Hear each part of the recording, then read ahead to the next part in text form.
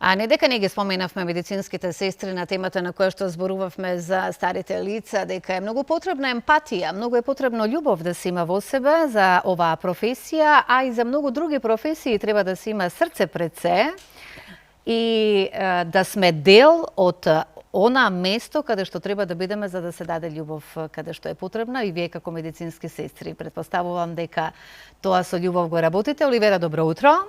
И добро утро за нашите гости Ирена Јовановска-Беришич, медицинска сестра од Оделот за онкологија и радиотерапија, пак можам да замислам таму колку е потребно да се работи со љубов, и Елена Јовановска, медицинска сестра од Оделот за исто така онкологија и радиотерапија. Насловот поточно темата еве ја и на ТВ екраните. Која е вашата улога токму на овој одел? Па ајде да го слушнеме вашиот разговор. Оливера, повели. Да, денес, драги наши, разговараме со луѓе кои што се мост помеѓу докторот и пациентот, луѓе кои што со нивната грижа, насмевка, топол збор буквално се наоѓаат во најтешките моменти на осознавање и водење на битката со најтешките диагнози. Елена и Ирена, од Аџибадем Систина, денеска ќе поразговараме за сето она што вие го давате и како го оставате буквално срцето на во тие ходници, во тие соби каде што доаѓаат тешко болни пациенти. Добро ви утро. Добро утро.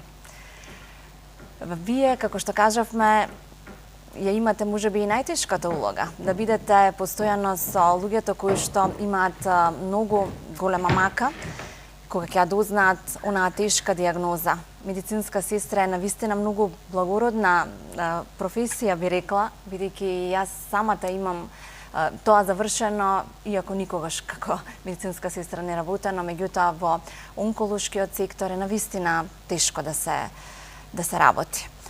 Како ви поминува еден ваш ден во секторот онкологија при Аџибадем Систина?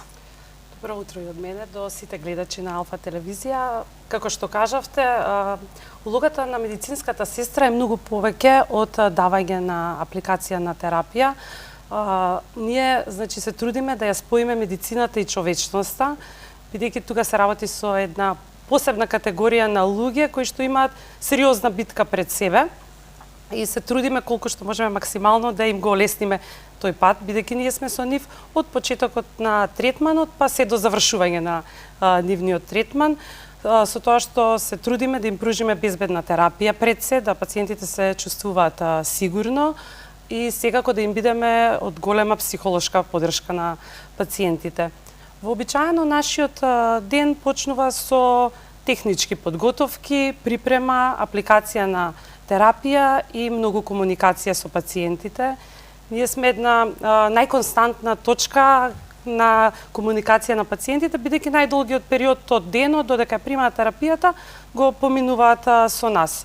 Нашата главна улога е покрај безбедна апликација на терапија, е следење на пациентот, односно мониторирање на виталните параметри за време пред почетокот, за време и по завршувањето на терапијата, следење на несакани реакции за време на терапијата, бидејќи знаат доста често нели да се јават, се работи со специфични лекови, континуирана едукација на пациентот и на нивните семејства, придружба нели која што доаѓа со пациентот и една многу битна работа е што сме им од голема психолошка поддршка на пациентите. Многу често сме нивни слушатели, пријатели и им даваме совет како да го пребродат тој тежок период. Треба да бидете и добри психолози. Да, па се трудиме колку што можеме. Да.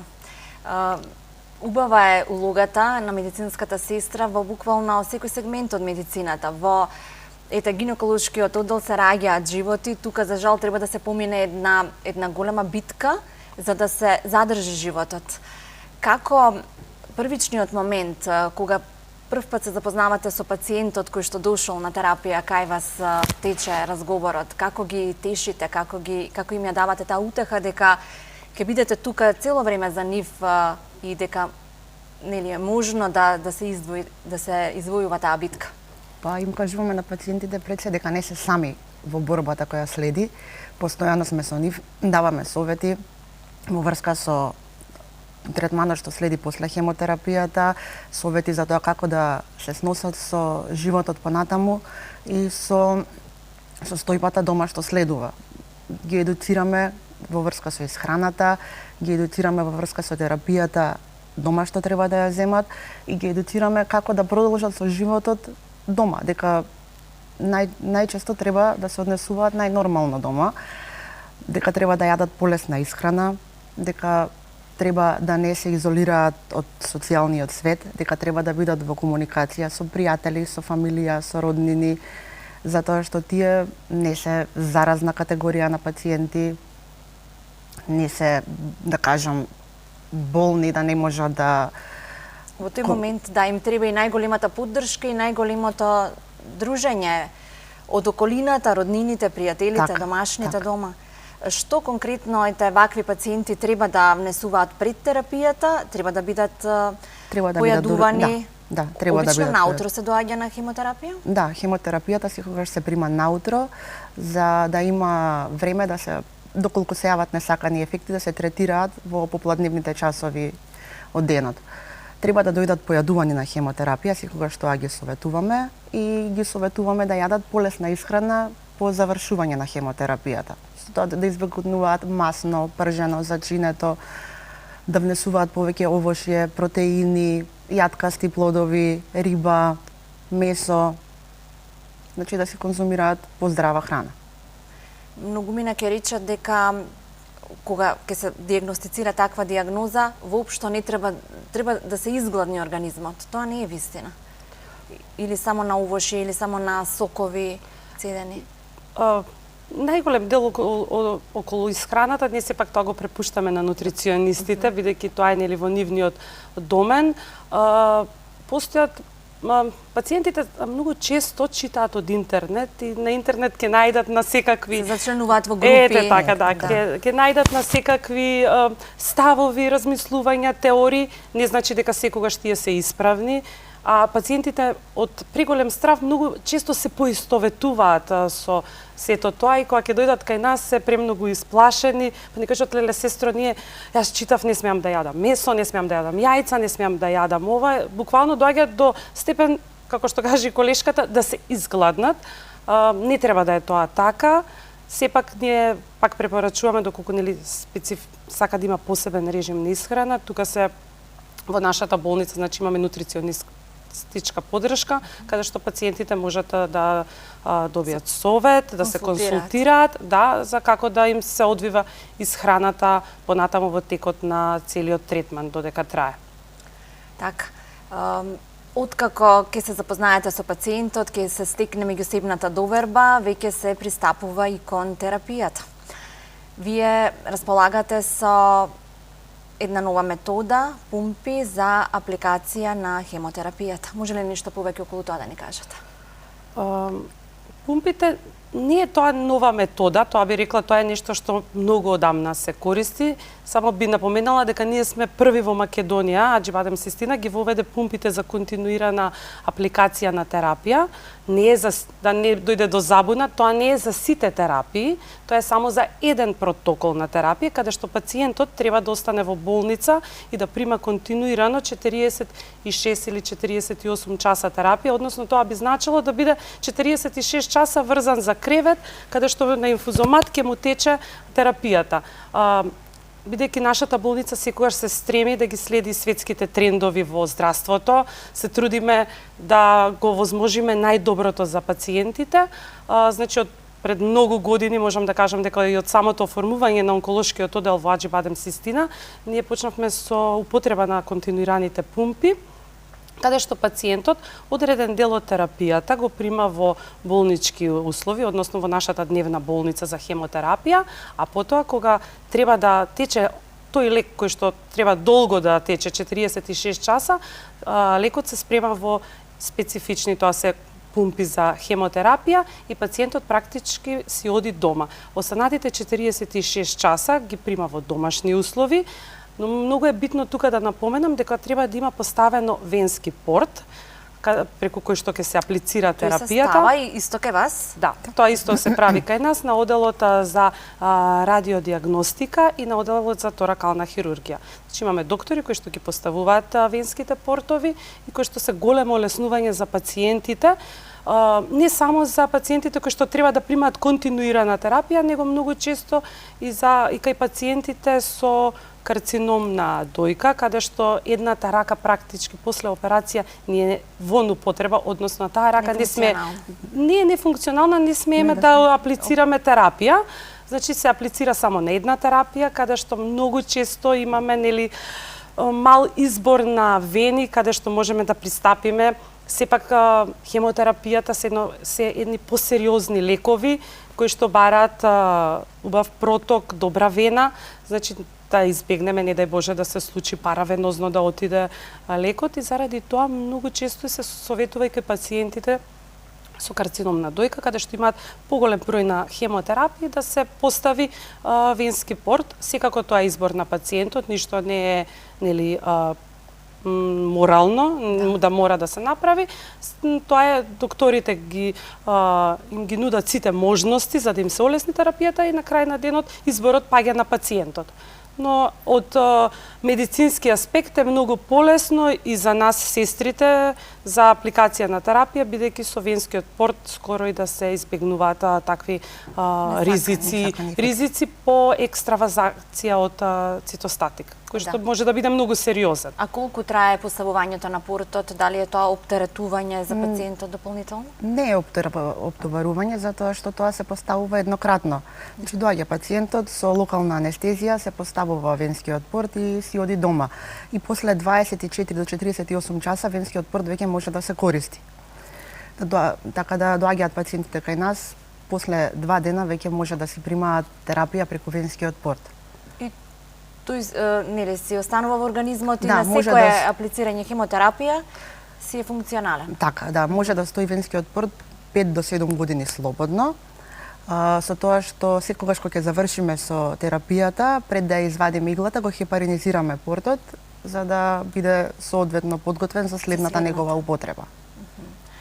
Има пациенти кои што не сакаат да постават порт или... Да, како што кажав, тоа не е нешто што мора да го направат, освен во услови доколку треба да се прима континуираната терапија и доколку сакаат да ја примаат во домашни услови, тогаш мора да се постави порт, бидејќи преку венски порт така најбезбедно се аплицира пумпата за континуирана хемотерапија. Сигурно има голем број што имаат поставено и што сакаат во домашни услови. Да, веќе пациентите тоа го знаат, можеби во минатото не беше толку познато за пациентите во Македонија, не се користеше толку често, но веќе тоа години уназад е нешто многу нормално. Така. Ете, оние кои што не знаат, кои што сега им е скоро диагностицирана некоја ваква диагноза, можеби ќе им биде добро олеснување. Секако да ќе биде олеснување доколку постават венски порт. Венски порт, така. Неудамна и самата едукација за вас, медицинските сестри, е многу важна. Неудамна отидовте и во Белград, бевте таму дел на едно предавање кое што сигурно има многу бенефити во вашето работење денес. Да. Што се случуваше во Белград? Бевме учесници на конгресот на канцеролошка неделја. Во склоп на таа канцеролошка неделја има организирано симпозиум за медицински сестри со кој колешката се представи со излагање на темата за двојна контрола на апликација и припрема на хемотерапија како златен стандард во хемотерапијата. Значи може со Ирена малку повеќе да разговараме што се случуваше, какво беше представувањето и кои бе придонесите и ефектите од тоа? Како што спомна колешката, значи тоа е доста значајно, многу е значајно во нашиот сегмент во сестринскиот покрај или во лекарскиот да се посетуваат тие симпозиуми, конгреси каде што многу често со колешките, тоа е симпозиум од регионално учество, си разменуваме искуства. Нашата тема беше, како што кажа колешката, двојна контрола, златен стандард во примена на хемотерапија, е многу битно да се потенцира дека тоа е број 1 во онколошката нега, односно безбедна припрема и апликација на хемотерапија е нешто најбитно во онкологијата. Тука е многу битно да се истакне дека со двојната контрола, значи ние ги минимализираме медицинските грешки, ја гарантираме безбедноста и сигурноста на пациентите, ги подигнуваме стандардите на едно повисоко ниво и со тоа пружаме квалитетна терапија. Во однос на самата презентација беше напоменато како ние работиме, односно како ние се трудиме да апликацијата на терапија, односно на хемотерапија, значи биде контролирана во многу сегменти пред да биде аплицирана кај пациентот, односно од првично идентификација на пациентот, контрола на лекот, дозата, контрола на правилна припрема на лекот и нормално контрола на правилна апликација, односно време на проток на самата терапија. Тоа е од големо значење. Повторно ќе напоменам како би ги избегнале сите несакани грешки кои што може да настанат. Во нашата болница хемотерапијата ја припрема дипломиран фармацевт. Ние медицинските сестри сме контрола на припремата на терапија и ние вршиме апликацијата на терапија и го мониторираме пациентот за цело време додека ја прима терапијата. Не се остават ниту најмали случајности за да нешто не биде во ред. Тоа не го дозволуваме. И сакам да кажам, многу е битно гледачите да знаат дека позади секоја една хемотерапија стои голем тим и огромна посветеност. Одлично. Нешто што навистина му треба на секој еден пациент, посебно на ваквите тешки дијагнози. Цитостатиците и самиот термин и сите знаат дека носи несакани ефекти. Меѓутоа, вие како болница веќе воведовте и метода на ладни ракавици. Нешто што го нема во другите болници, а ете во Аџибадем Систина е веќе одреден период секојдневие. Кои се ефектите и како може да се користат? Ладните ракавици ги користиме веќе некој период. Тие се користат за превенција на невропатиите што ги дава некој од хемоцитостатиците. Значи со нив превенираме да на пациентите им се развијат невропатии, се ставаат тие ладни ракавици на дланките и на стапалата, ги ставаме 15 на минути пред почетокот на лекот и ги носат за време на целото примање на лекот, додека да истече и уште 10-15 минути по лекот, по завршувањето на лекот. Да, значи тие превенираат да се јават невропатии и со тоа пациентите немаат тренење на рацете, намалено, значи тој синдром што го кажуваат они како да газат на перничиња, на песок, и тоа е намалено.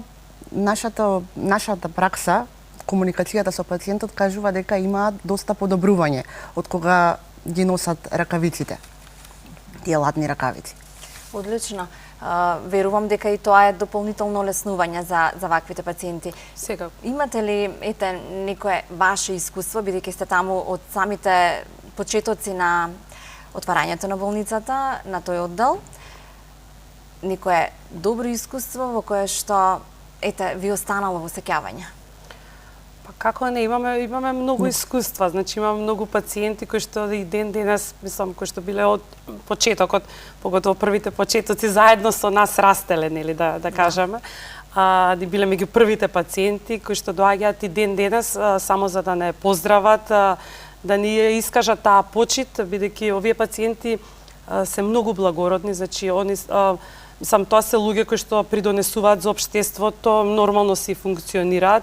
Не е тоа некоја, да не ги класифицираме како некоја посебна категорија на луѓе. Како искуства имаме многу нешто што можеби мене така ми остане во сеќавање. Тоа се на пример млади пациенти кои што да речеме се затекнале со оваа болест во многу млад период од животот, додека уште биле момчиња или девојки, кога да речеме сега после неколку години доаѓа да ни кажат дека не знам се ожениле, имаат дечиња и така едно убава успешна приказна, значи не мора да значи дека ако е диагностицирана тешка диагноза не може да се избори пациентот. Имате и убави искуства, нели? Па имаме многу убави искуства, мислам, имаме многу пациенти кои ја издвојувале битката со оваа болест и како што кажа Ирена, и ден денеска доаѓаат да не поздрават, сакале или не, ние стануваме дел од животот на пациентот. Се поврзуваме со нив. Така. Многу мислам дека во кај нас во Македонија, можеби сега тоа не е во последните години, фали малку едукација кај пациентот. Многу често кога ќе се спомне карцином, луѓето тоа некако го поврзуваат дека е како да е крај на светот, мислам, не е крај на светот. Онкологијата е многу напредна во поглед на лекови, на третмани, значи тоа сигурно го знаат и од докторите кои што имаат често излагање, значи фармацијата се развива многу брзо, значи се наоѓаат лекови кои што и tekako се од голема полза во целата оваа битка, него треба да го сватат како едноставно се случило, но ние со главата гори и продолжуваме понатаму. Сега е најбитно да се бориме. Колку треба да е позитивен, да остане позитивен пациентот, да не падне психички. Често со колешката, бидејќи имаме додека пациентите примаат терапија, многу сакаат и нормално и ние комуницираме со нив, разговараме и сме име нели таа поддршка и многу често ги советуваме дека треба најбитното во лекувањето е да бидат психолошки многу јаки. Значи да се трудат да не размислуваат на состојбата во која што се моментално, да не се оптоваруваат со читање, со премногу, бидејќи тоа не е добро, само ќе се стварат негативен ефект на себе, тоа не е добро за дополнителен терет. Точно за ситуацијата во која што се наоѓаат, дека психолошката состојба е половина од лекувањето. Бидејќи кога пациентот е психолошки јак, значи терапијата ја издржува многу полесно. Ево ова можам да го кажам од лично искуство. Мислам, како пациентите кои што се психолошки јаки, многу полесно го поминуваат целиот третман. Останете вака силни и во иднина, помагајте им на пациентите на кои што им треба помош и се гледаме во следна прилика. Благодариме. Благодарам. И јас ви посакувам само успешна работа и понатаму благодарам што бевте дел од нашата утринска програма.